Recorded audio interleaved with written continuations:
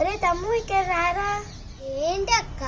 జన్మాష్టమి కదా, మనం ఇద్దరము రాధాకృష్ణ రెడీ అవుదామా? జన్మాష్టమి అంటే ఏంటక్క? జన్మ అంటే పుట్టిన రోజు, అష్టమి అంటే కృష్ణ పక్షి యొక్క రోజున పుట్టిన కృష్ణుడు కాబట్టి జన్మాష్టమి అంటారు.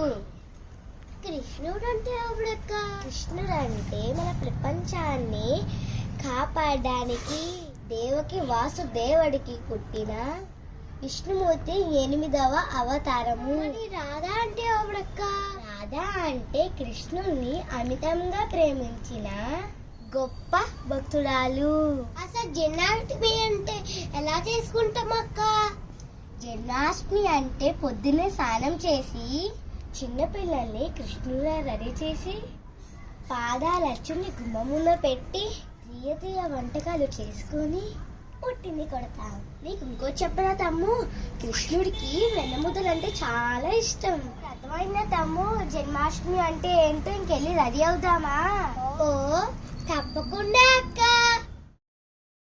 మా వీడియో నచ్చినట్టయితే లైక్ చేయండి, షేర్ చేయండి, సబ్స్క్రైబ్ చేయండి.